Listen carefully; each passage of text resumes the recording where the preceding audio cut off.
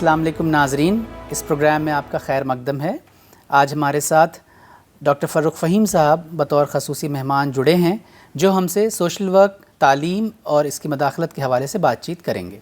तो फ़र्रुख साहब, मेरा पहला सवाल आपसे ये है कि बतौर सोशल वर्क के तालिब इल्म और आज आप एक सोशल वर्क के उस्ताद के तौर पे इस पूरी जर्नी को, इस पूरे सफ़र को किस तरह से देखते हैं?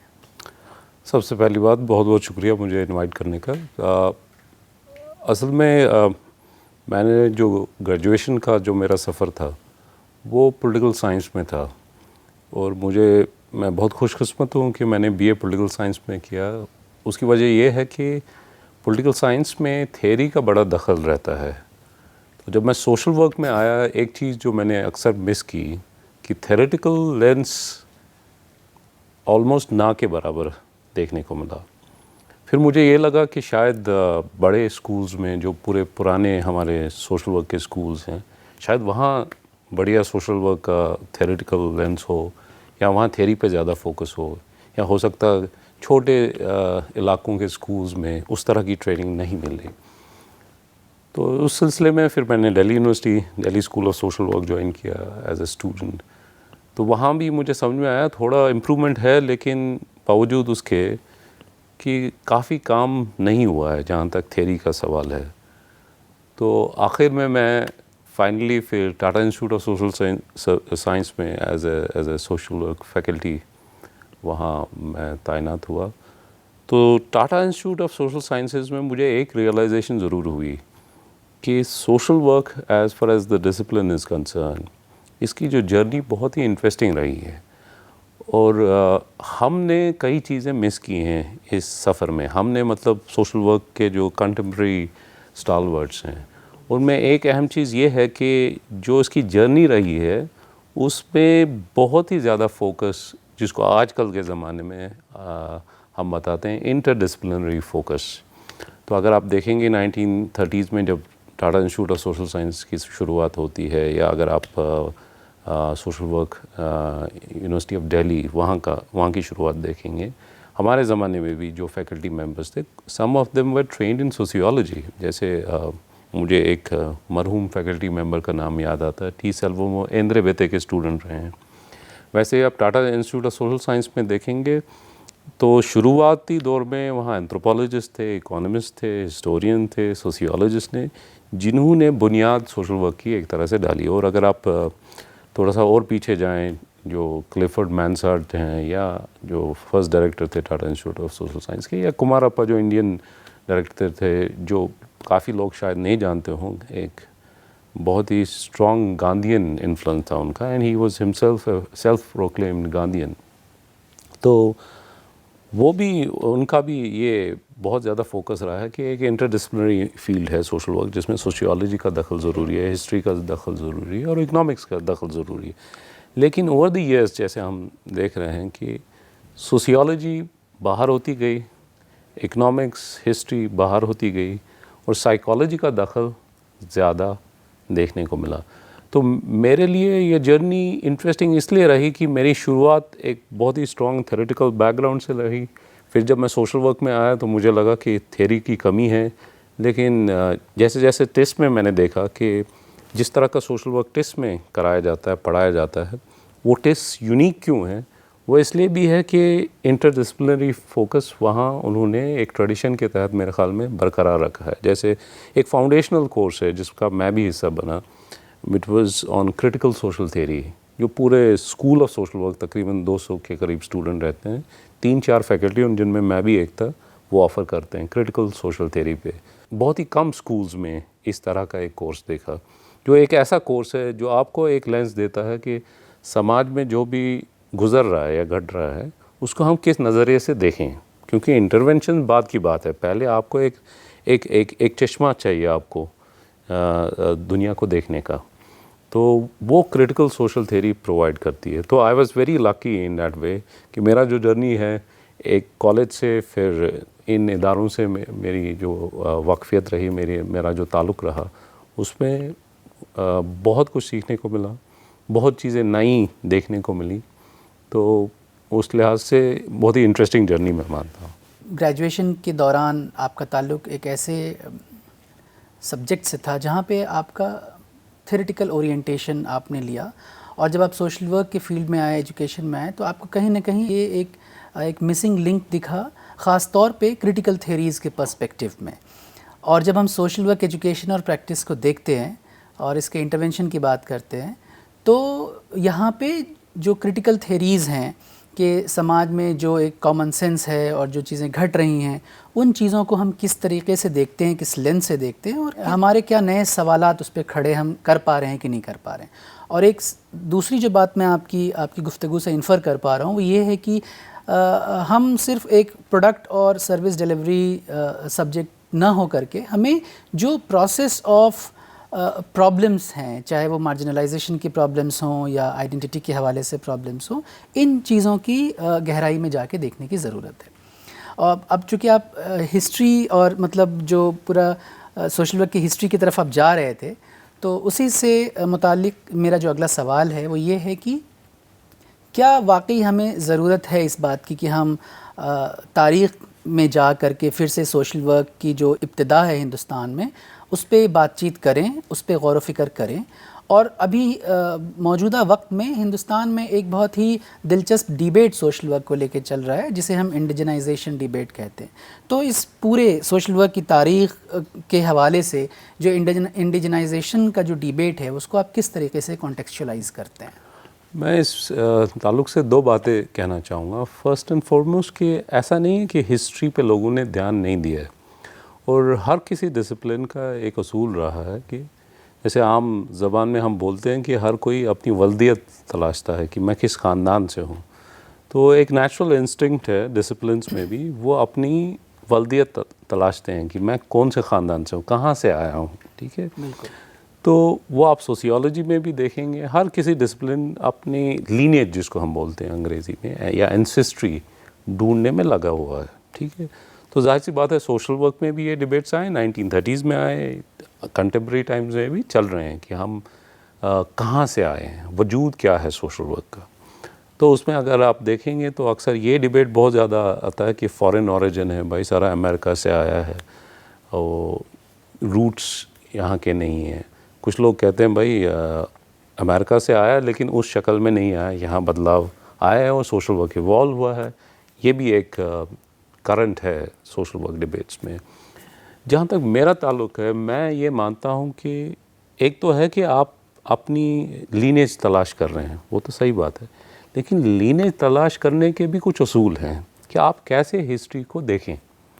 जिस तरह की हिस्ट्री सोशल वर्क को में पढ़ाई जाती है कि हिस्ट्री ऑफ सोशल वर्क या हिस्ट्री एंड पर्सपेक्टिव्स, इसी तरह के थीम्स आप अक्सर जो फर्स्ट सेमेस्टर के पेपर्स होते हैं उनमें आपको देखने को मिलेंगे।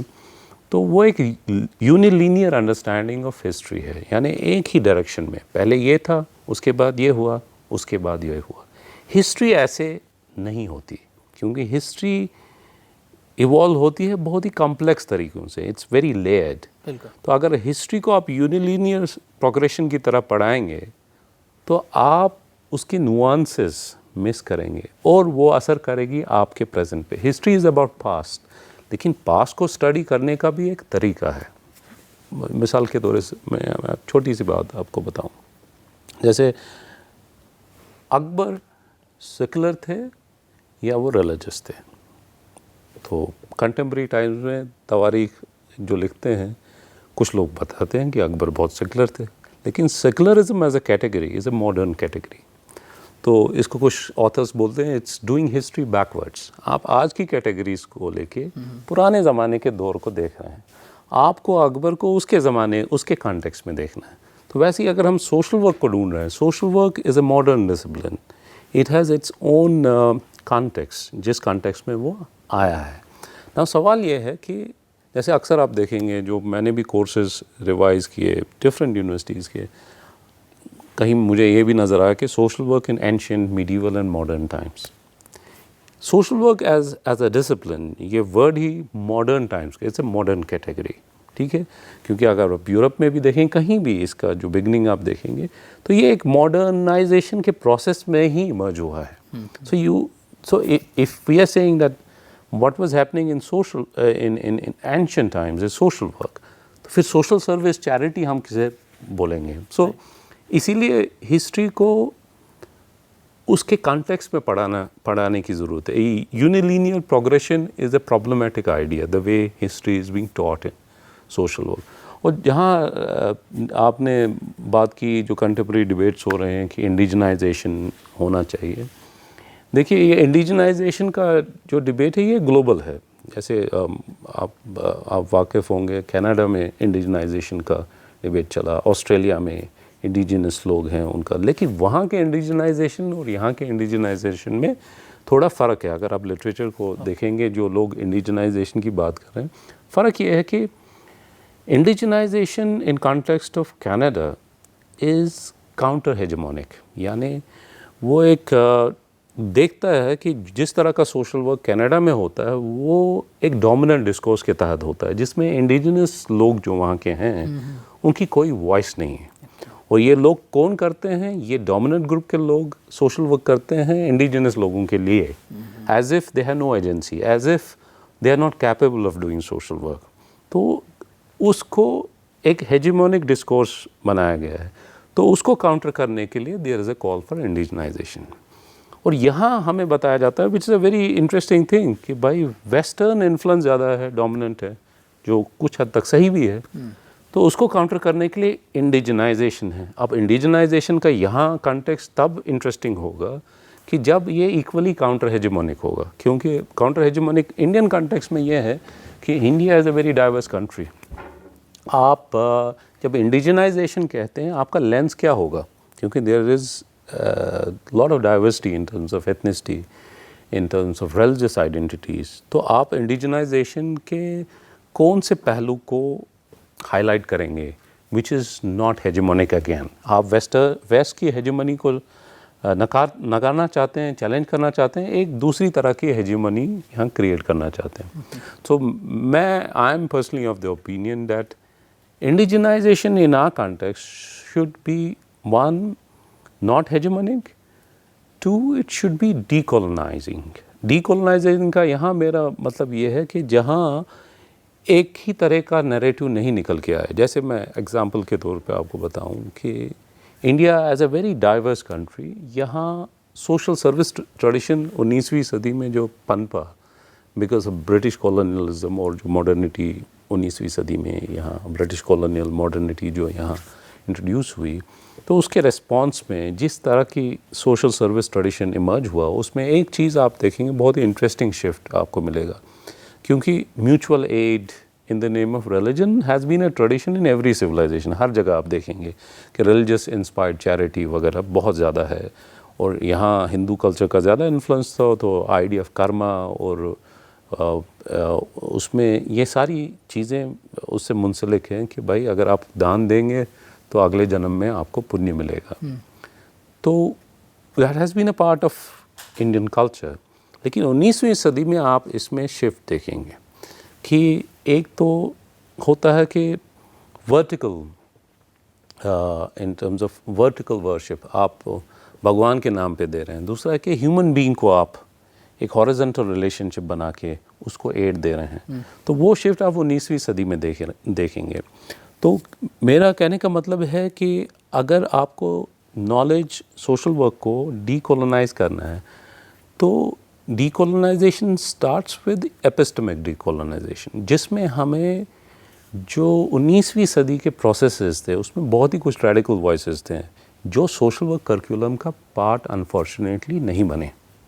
जैसे you talk about Ambedkar, you talk about Periyar या सावित्रीबाई फुले, या रीजन्स में बहुत सारी इंटरेस्टिंग मूवमेंट्स चली हैं, पेजेंट मूवमेंट्स हैं या ट्राइबल मूवमेंट्स हैं.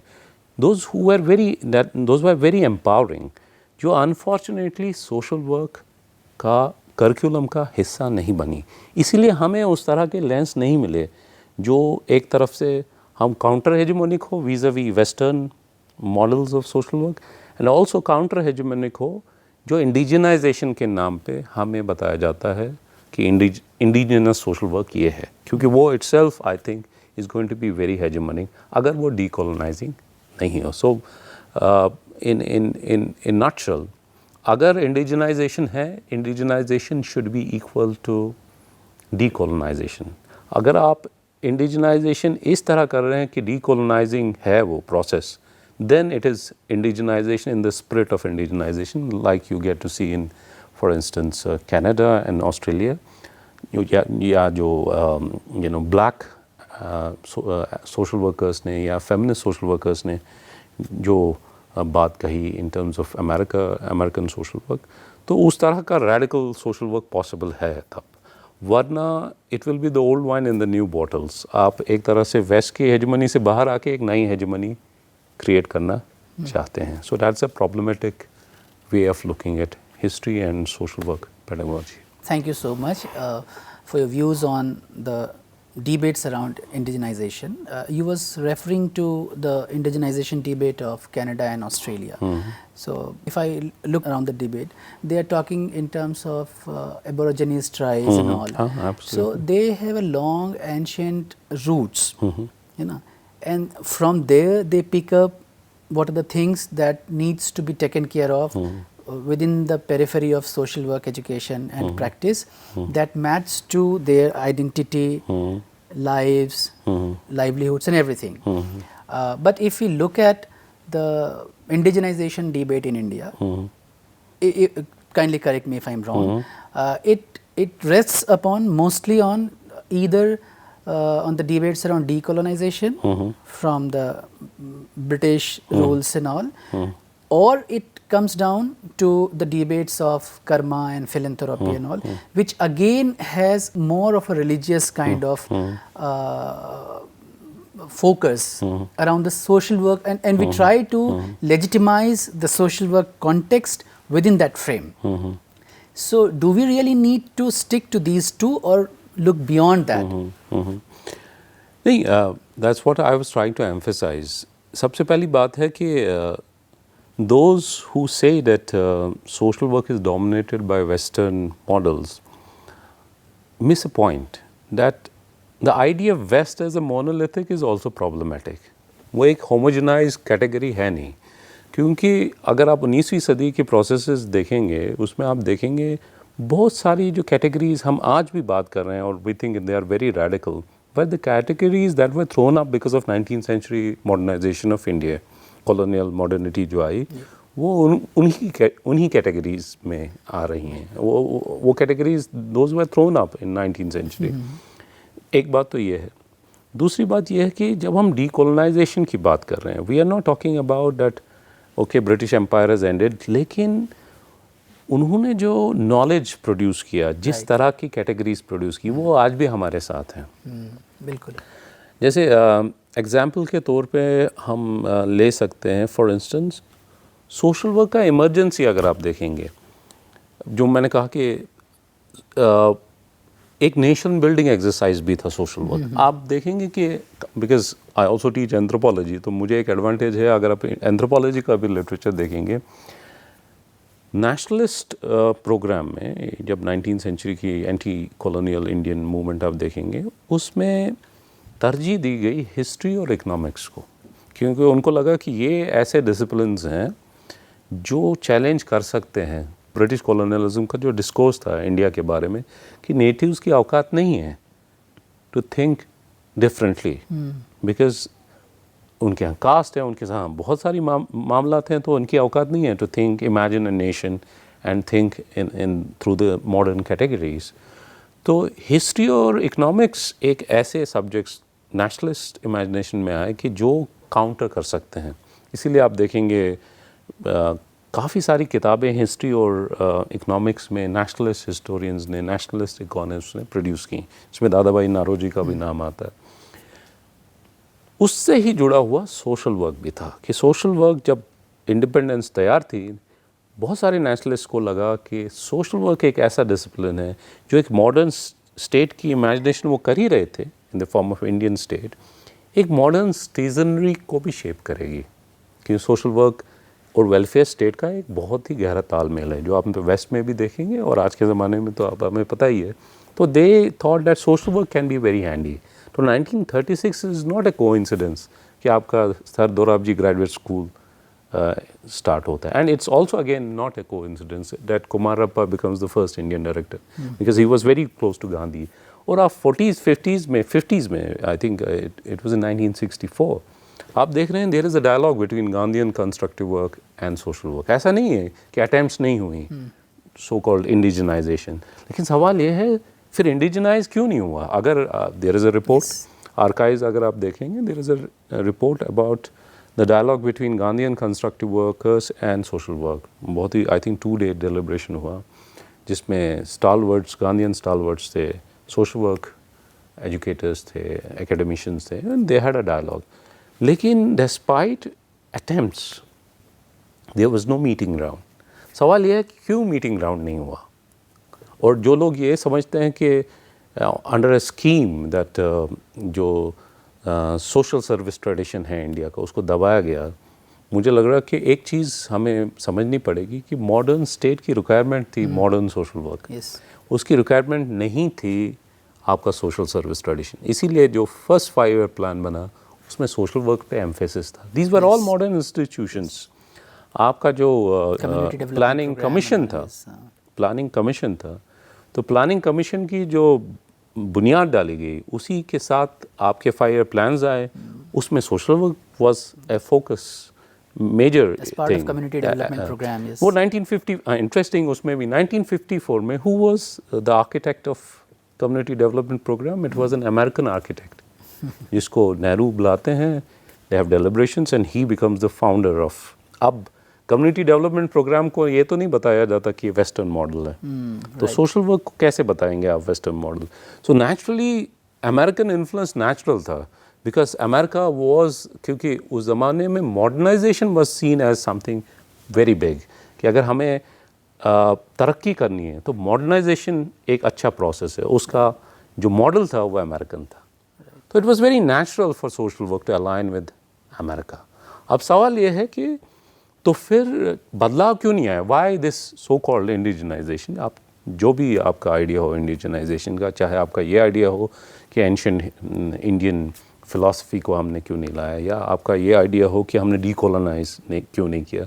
तो सवाल ये है कि इन दोनों एस्पेक्ट्स में इंडिजनाइजेशन क्यों नहीं हुआ. तो जवाब मेरे ख्याल में ये है क्योंकि मॉडर्न स्टेट्स के जो डिमांड्स थे सोशल वर्क उन्हीं को पूरा करता गया. तो इंडिजनाइजेशन का प्रायोरिटी नहीं थी. प्रायोरिटी थी कि सिटीजनरी तैयार करनी है. एक ख़ास तरह का सिटीज़न हमें बनाना है जो मॉडर्न स्टेट की रिक्वायरमेंट के अनुकूल हो, उनके as per the requirement of the modern. And social work has been doing it. अभी आप देखेंगे पोस्ट 90s जो लिबरलाइजेशन का प्रोसेस चला, social work has jumped into corporate social responsibility. It's again responding to the demands of the state. तो आप radical element कहाँ से लाएंगे सोशल वर्क में, क्योंकि इसका तो प्रोजेक्ट ही वैसे है. It's a project of modernisation. अभी डेवलपमेंट का आया तो हमने डेवलपमेंट पे दखल देना शुरू किया और whole focus is on millennium development goal. तो why should we look into indigenisation. और इंडिजनाइजेशन क्या है वो भी प्रॉब्लमेटिक है. हमें पता नहीं है, हमने कभी एंगेज नहीं किया. चूँकि आप कश्मीर से आते हैं और कश्मीर की जब हम बात करते हैं तो उसकी अपनी एक ख़ास पॉलिटिकल और कल्चरल कॉन्टेक्स्ट है जहाँ पे वायलेंस, कॉन्फ्लिक्ट, ये तमाम चीज़ें हमारे सामने आती हैं. तो बतौर सोशल वर्क एजुकेटर, प्रैक्टिशनर, आप किस तरीके से सोशल वर्क की एजुकेशन और प्रैक्टिस को एक कॉन्फ्लिक्ट जोन में लोकली और globally, because we are looking around the things happening in Palestine and many other countries, so how do you contextualise the education and practice of social work as far as their true engagement in these issues are concerned? It's a very interesting question. लेकिन it's connected to my previous argument on the history of social work. इसमें दो चीज़ें बहुत अहम हैं समझने की. एक तो यही है कि ऐसा नहीं है कॉन्फ्लिक्ट जोन्स में सोशल वर्क इसने काम नहीं किया. बहुत ही इमेंस काम है, कंट्रीब्यूशन है. In fact I don't think so, not that many people know it. अगर आप आर्काइव्स अगेन देखेंगे तो I think the first Prime Minister of India makes a mention of it in one of his speeches, जिसमें वो बोल रहे हैं कि Tata institute of social sciences और Delhi school of social work का बहुत ही अहम रोल है रिफ्यूजी क्राइसिस में जो 47 में हुई. That was also a conflict situation. Yes. तो रिफ्यूजीज़ को रिहेबिलिटेट करने में, उनके साथ एंगेज करने में social work department Delhi university and Tata institute of social sciences ने have done an immense job और it's recorded okay. In archives. ठीक है, वैसा ही 19 आई थिंक 50s में कोई कॉन्फ्रेंस होती है जिसमें there is a Parsi lady who happens to be the mayor of Karachi. In her address, she talks about communal conflict and how social workers have dealt with it at that point of time. तो अगर Ireland की, Palestine की, Bosnia की आप example लें तो काफ़ी literature develop हुआ है, इवॉल्व हुआ है सोशल वर्क और कॉन्फ्लिक्ट जोन्स में कैसे काम करें, क्या इश्यूज़ हैं, क्या चैलेंजेस, इस पर बहुत लिटरेचर आया है। इसी कॉन्टेक्स्ट में बहुत इंपॉर्टेंट है कि knowledge in social work needs to be decolonised, it has to be counter hegemonic and it has to be anti discriminatory। इन चीज़ों पे अगर बात हो तो पॉसिबिलिटीज़ बढ़ जाती हैं। आप कास्ट के इश्यूज़ पे भी बात कर सकते हैं इजीली एज सोशल वर्कर। आप कास्ट रिलेटेड कॉन्फ्लिक्ट्स पे बात कर सकते हैं जो वायलेंस कास्ट के बेसिस पे हो रही है, जेंडर के बेस पे हो रही है, या जो पॉलिटिकल वायलेंस हो रही है पॉलिटिक्स के आइडेंटिटीज़ के बेस पे, उसमें पॉसिबिलिटीज़ फिर बनती हैं। लेकिन इंडियन कॉन्टेक्स्ट में या पूरे सब कॉन्टिनेंट के कॉन्टेक्स्ट में आप देखेंगे कि social work has aligned with the states project, इसलिए आप 5 ईयर प्लान्स में सोशल वर्क का मेंशन देखेंगे, आप कम्युनिटी डेवलपमेंट प्रोग्राम में सोशल वर्क की इम्पोर्टेंस देखेंगे, तो आप 90s के बाद कॉर्पोरेट्स में सोशल वर्क का इम्पोर्टेंस देखेंगे। चूँकि अभी आप बात कर रहे थे कि सोशल वर्क अपने आप को गवर्नमेंट प्रोजेक्ट्स और गवर्नमेंट के इंटरवेंशन प्लान्स के साथ अटैच करता है, so can I see it otherwise, I mean other way around, like कि since we attach to the government projects and government initiatives, so is it about to be a neutral kind of engagement or not to be very political in the context of confronting the structural issues with regard to violence on the basis of identity and all? It's not even neutral. You're already taking a position, and in victims' eyes, you're already have taken a position, and you become a suspect. ठीक है. In conflict zones where identities are very defined and sharpened, किसी भी conflict में आप जाएंगे, चाहे वो development induced conflict हो जहाँ issues हों, या कम्युनल राइट्स का इशू हो, या पॉलिटिकल इश्यूज़ हों, जैसे आइडेंटिटी इश्यूज़ आप नॉर्थ ईस्ट में देख रहे हैं या कश्मीर में, तो वहाँ तो आप पहले ही सस्पेक्ट हैं, बिकॉज आप पे लेबल ही है कि ही इज़ कमिंग और she is coming from the government side, क्योंकि प्रोजेक्ट गवर्नमेंट्स के ही सोशल वर्कर्स एंगेज हैं उसमें। तो it's very difficult for social workers to engage, क्योंकि पेडागोजी ही उसका ओरिएंटेशन ही वैसा है। वही मैं आपसे कह रहा था, आप 2 इम्पॉर्टेंट एस्पेक्ट्स देखिए सोशल वर्क के। इसकी beginning it has align in the form of planning commission में सोशल वर्क का बहुत ही इंपॉर्टेंट दखल था, और आपके कम्युनिटी डेवलपमेंट प्रोग्राम में, सेंट्रल सोशल वेलफेयर बोर्ड में बहुत दखल सोशल वर्कर्स को। These are all government projects, ठीक है। उसके बाद जब 90s का दौर आया, लिबरलाइजेशन का दौर आया, तो कॉर्पोरेट सोशल रिस्पॉन्सिबिलिटी में सोशल वर्कर्स का बहुत ज़्यादा दखल है। इनफैक्ट जो बहुत सारी कॉर्पोरेट्स की स्टडीज़ सोशल वर्क ने की, अब उसमें सिर्फ 19-20 का ये फ़र्क होता है, कुछ रिजीम्स थोड़े से क्रिटिकल रिपोर्ट्स भी पसंद करते हैं, चाहे वो सोशल वर्कर्स ही दें, at times they are more tolerant. किसी दौर में कोई रिजीम बिल्कुल टॉलरेंट नहीं होती। तो लेकिन यही है कि अगर सोशल वर्क थोड़ा क्रिटिकल रहे, पेडागोजी थोड़ा क्रिटिकल हो, तो पॉसिबिलिटीज़ हैं कि नो मैटर कौन सा दौर हो, कि social work can engage with such issues also. Otherwise this nothing called neutrality. इसमें न्यूट्रलिटी की पॉसिबिलिटी बहुत ही कम है, क्योंकि आप स्टेट से अलाइन कर ही रहे हैं, तो you are already, you have decided कि आप किसके साथ हैं, right, at least in the eyes of the victim. Even if you are very reflective, जो हम सोशल वर्क में अक्सर बोलते हैं, social workers have to be very reflective about their own self, उनकी अपनी आइडेंटिटी। लेकिन जो विक्टिम है उस वायलेंस का, उसकी नज़र में आप पहले ही एक साइड ले चुके हैं, लेबल्ड। बहुत शुक्रिया इस बातचीत के लिए। चूँकि आज की हमारी मुलाकात इंडियन सोशल वर्क कांग्रेस की निस्बत से हो रही है, और इस कांग्रेस का जो ब्रॉड थीम है वो है लीव नो वन बिहाइंड। तो आपकी राय जानना चाहूँगा कि जो सोशल वर्क की अब तक हम डिबेट, डिस्कशंस, गैप्स की बात कर रहे हैं, डिस्टर्बेंसेस की बात कर रहे हैं, क्या हम किस तरह से आप देखते हैं इस पूरे कांग्रेस को, and what are the takeaway that we may expect from this congress? एक तो आई थिंक बहुत अहम ये देखा मैंने, I was just going through the themes that are there preliminary sessions के और parallel sessions के kind of papers that have been abstracts जो आए हैं, तो मुझे लग रहा है ऐसा कोई एस्पेक्ट नहीं है जो अभी तक सोशल वर्क में है जो टच नहीं कर रही congress, which I think I must congratulate organisers for that. Diversity of themes से पता चल रहा है कि हर चीज़ पे नज़र है, पेडागोजी है, करिकुलम है, प्रैक्टिस है, इंटरवेंशंस हैं, सारे एस्पेक्ट्स को कैप्चर सोशल वर्क कांग्रेस कर रही है। और दूसरी बात जो है कि मैं बहुत गौर से देख रहा था, कभी कभार कुछ अच्छी चीज़ें कॉन्फ्रेंस रूम में नहीं निकलती हैं, वो पेरिफ्रीज ऑफ द कॉन्फ्रेंस में निकलती हैं। जब लंच का टाइम था तो I could see 3 or 4 generation of social work practitioners and educators deliberating, which itself tells you something about the Congress. So I'm very hopeful there, we will have a lot of food for thought in coming days. बेहद शुक्रिया आज के इस बातचीत के लिए। मैं doctor Farrukh Faheem साहब का बेहद शुक्रगुज़ार हूँ। बहुत शुक्रिया, थैंक यू।